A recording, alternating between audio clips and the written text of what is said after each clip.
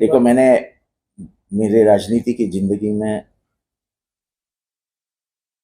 पूरी जिंदगी में 15 मिनट भी कभी हसन मुशर्रफ से बात नहीं।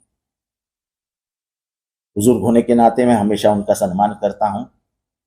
मैं नीचे स्तर की राजनीति नहीं करता। वो मैं अरे कहे और आप कहे, उससे मुझे कोई फर्क भी नहीं। लेकिन 2019 में जब पवार साहब के घर पे मीटिंग हुई थी और कुछ नेताओं को बोलना तभी था कि हम बीजेपी के साथ जाएंगे, तब उसमें ताकत से विरोध करने वाले हसन मुशर्रफ जी थे। और अब जाने का वक्त आया जब 2022-23 में, तब पवार साहब के जाके बैठने वाले और चलो बीजेपी में जाएंगे ऐसे बोलने वाले पहले हसन मुशर्रफ बार बार बताते हैं कि मैंने एक पेपर पे साइन की। हाँ की, मैं 10 बार महाराष्ट्र को बोल चुका था। वो बीजेपी के समर्थन का पत्र नहीं था, वो शरद पवार जी का आदेश लेने के लिए पत्र था। क्या अपन जा सकते हैं क्या? वो भी खत, और अजीत पवार जी सामने बैठे थे इसलिए मैंने साइन किया। बाहर आके मैंने जयंत पाटिल जी को बोल दिया था, मैं था, प्राजक्त तनपुरे था, हम लोगों ने सभी ने मिलकर बोल दिया था कि हम पवार साहब को नहीं छोड़ेंगे, हमारी दस्तखत है वो निकाल डालो।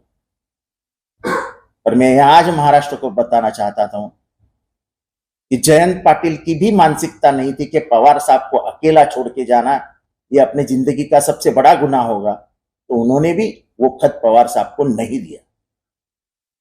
आधी अधूरी बात मालूम है हसन मुशर्रफ जी को। मैं सिर्फ प्रार्थना इतनी करता हूं कि मैं किसी का सुनने के लिए मेरा जन्म नहीं हुआ है। मैंने उनके बारे में कभी भी कुछ नहीं कहा है। जब वो मेरे बारे में बोलते हैं तब मैं उसकी रिएक्शन देता हूं। मैं खुद होके कभी उनके बारे में नहीं बोलता। तो अगर अंगार लगेगी दूर तक जाएगी। अपनी शांति बनाए रखो। मैं शांत हूं, तुम शांत हो। तुम हर दिन मुझे टपली मारने जाओगे तो टपली मारने के लिए मैं जिंदा नहीं, खुल के जवाब दूंगा।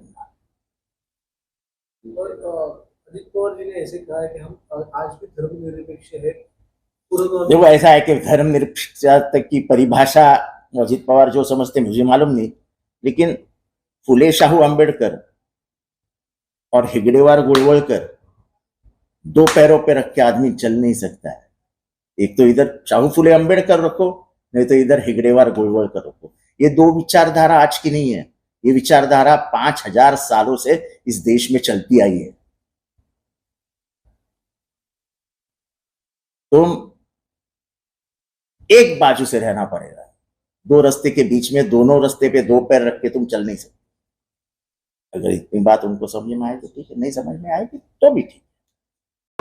सर, भारतीय जनता पार्टी और शिवसेना की सत्ता जब स्थापना हुई थी उसके बाद जितेंद्र आव्हाड ने सबसे पहले उसमें साइन किया था कि हम इनको समर्थन देते हैं, एनटीआर मंत्रिमंडल में शामिल होते हैं। लेकिन अब जिस तरीके से उनका बयान सामने नजर आ रहा है, क्या पूरा खुलासा करना चाहते हो, क्या करना चाहोगे? डॉक्टर जितेंद्र आव्हाड साहब, मैं उनको हमेशा से डॉक्टर जितेंद्र आव्हाड साहब ही बोलते आया हूँ, क्योंकि मेरी संस्कृति और मेरे विचारों में नहीं है कि किसी को मैं पहला नाम लेके बोलूँ। आज उन्होंने राष्ट्रवादी के नेता और महाराष्ट्र के मंत्री हसन मुशर्रफ जी पे उनका एकेरी उल्लेख करके जो बयान दिया है वो हमेशा से उनकी आदत रही है। मेरी उनको यही सलाह है कि हमारे नेता हसन मुशर्रफ जी कोल्हापुर के मिट्टी से आते हैं, पहलवानों की भूमि है, ज़्यादा उनके साथ वो पंजा ना लड़ाए। किसी भी क्षण उनको चितपट हसन मुशर्रफ जी कर देंगे। 2022 में जब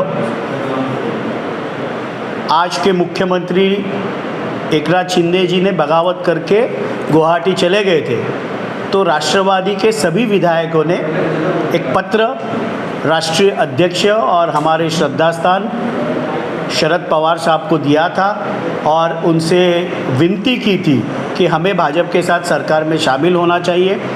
मुझे खुशी है कि महाराष्ट्र को आज डॉक्टर जितेंद्र आव्हाड साहब ने बता दिया कि मेरी भी हस्ताक्षर उस पत्र पे है।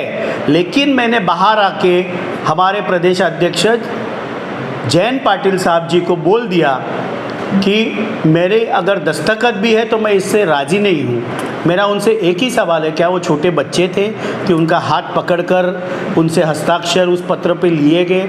आगे जाके उन्होंने ये भी बयान दिया कि दो विरुद्ध विचारधाराएं कभी एक हो नहीं सकती। भारत को 5000 सालों का इतिहास है कि ये दोनों विचारधाराएं पैरेलल चलती है, ये इतिहास है। मुझे मालूम है कि वो इतिहास में संशोधन करके उन्होंने पीएचडी ली है, लेकिन मेरा उनसे एक बड़ा ही सरल प्रश्न है कि 2019 में वो कहते हैं कि मेरे हृदय में शिव शाहू फुले अम्बेडकर है, और उन्होंने कहा कि एक जांग पर शिव शाहू फुले अम्बेडकर और एक पे गोलवलकर गुरुजी रख के हम कैसे चल सकते हैं। लेकिन 2019 में जिन्होंने बाबरी मस्जिद गिराई, जिसका समर्थन जिस पार्टी ने किया, जिन्होंने मराठवाड़ा विद्यापीठ के नामांतर को विरोध किया, उनके साथ आप सत्ता में शामिल हुए।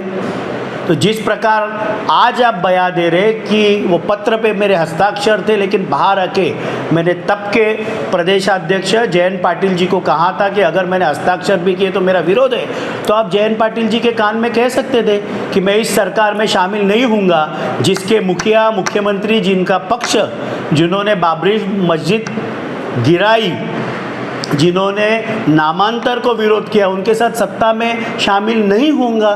तब आपकी अंतरात्मा कहाँ गई थी? जिंदगी भर आपने आपके स्वार्थ का, विकास का नहीं पर स्वार्थ का राजकारण आपने किया है, इसलिए आप ज़्यादा नीतिमत्ता की बातें वो न करें।